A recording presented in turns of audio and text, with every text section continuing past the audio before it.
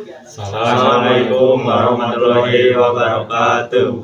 Kami dari kelas 10 TKJ 5 akan mempresentasikan tentang jaringan seluler. Saya Muhammad Firman. Saya Yuli Pratama. Saya Muhammad Rasya. Saya Muhammad Ricanggara. Saya Naufal Irsyal.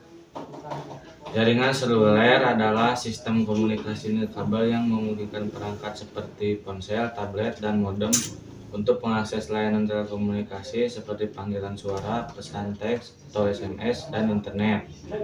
Tanpa perlu sambungan kabel, langsung jaringan ini menggunakan teknologi radio untuk menghubungkan perangkat ke stasiun pemancar atau menara seluler yang kemudian terhubung ke infrastruktur jaringan ini dan internet global.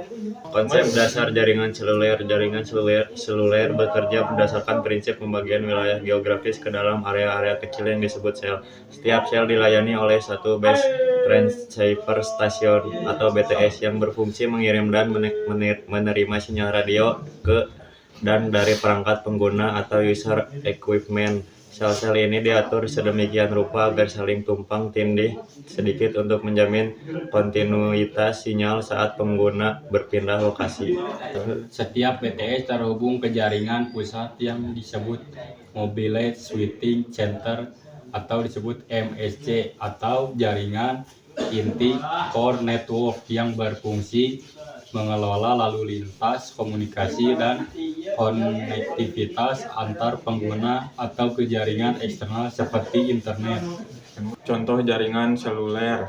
1. GSM, salah satu teknologi jaringan seluler yang paling umum digunakan di seluruh dunia. 2. CDMA, teknologi jaringan seluler yang digunakan oleh beberapa operator seluler. LTE, teknologi jaringan seluler yang menyediakan kecepatan data yang tinggi dan latensi yang rendah. 4G, jaringan seluler yang menyediakan kecepatan data yang sangat tinggi dan mendukung layanan seperti video, streaming, dan online gaming. 5G, jaringan seluler yang terbaru yang menyediakan kecepatan data yang sangat tinggi, latensi yang rendah, dan mendukung layanan seperti IoT.